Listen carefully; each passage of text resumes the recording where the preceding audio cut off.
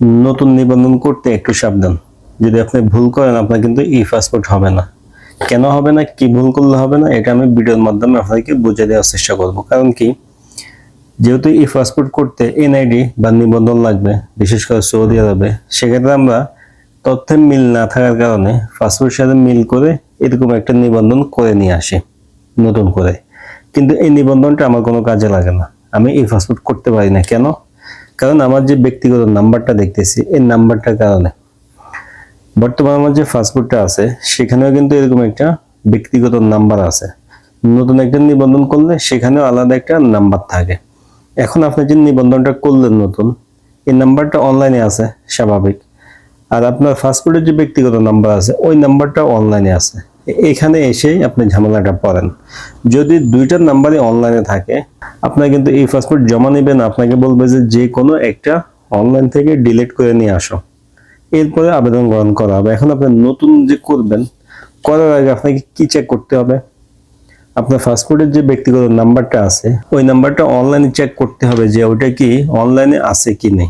যদি আপনি দেখেন যে বর্তমান পাসপোর্টের মধ্যে যে ব্যক্তিগত নাম্বারটা আছে, নিবন্ধন নাম্বার, ওটা অনলাইনে নাই, সেক্ষেত্রে আপনি সেম ভাবে একটা নতুন নিবন্ধন করে আনতে পারেন।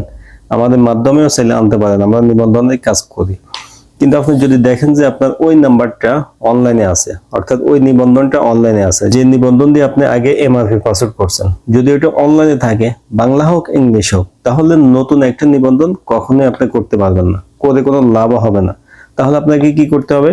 আপনাকে করতে হবে ওই নিবন্ধনটাই সংশোধন অথবা ইংলিশ।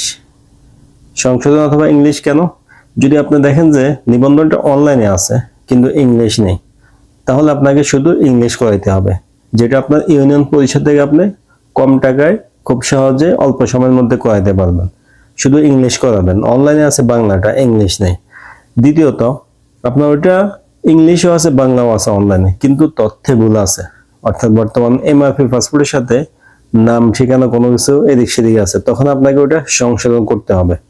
ওটা ইউনিয়ন পরিষদ থেকে ঠিক করে নিয়ে আসতে হবে, বর্তমান পাসপোর্টের সাথে মিল করে আনতে হবে, নতুন একটা করলে হবে না। তাও যদি আপনারা না বুঝেন, করে ফেলেন, তাহলে এটা আপনাদের দায়। আমাদের সাথে যোগাযোগ করে এক ভাই যোগাযোগ করছে জিজান থেকে।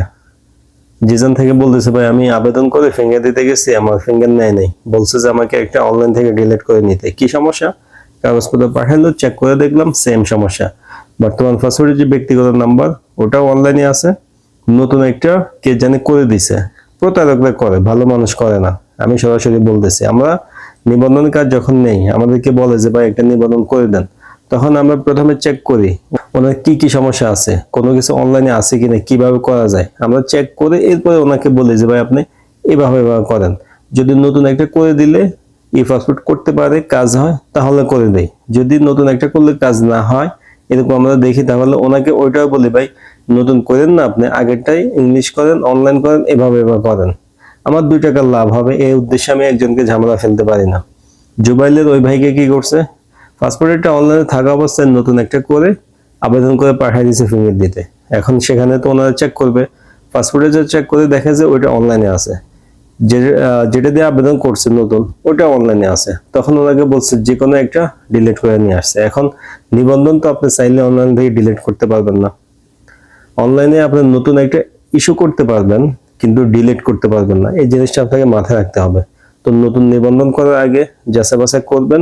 নিবন্ধন নিয়ে কোনো কিছু জানার থাকলে হোয়াটসঅ্যাপে মেসেজ দিবেন অথবা ফেসবুকে মেসেজ দিবেন, ইনশাআল্লাহ আপনাকে সঠিক সমস্যার সমাধান দেওয়ার চেষ্টা করব। নতুন করা লাগলে আমরা করে দিব, সমস্যা নাই, যদি করার প্রয়োজন হয়। আর যদি করলে কোনো লাভ না হয়, সেক্ষেত্রে ওইটাও বলে দিব যে নতুন করেন, আপনি এভাবে এভাবে করেন, ইনশাআল্লাহ কোনো ঝামেলা পড়বেন না। আশা করি আপনারা বুঝতে পারছেন নতুন নিবন্ধন করার আগে কি কি আপনাকে চেক করতে হবে।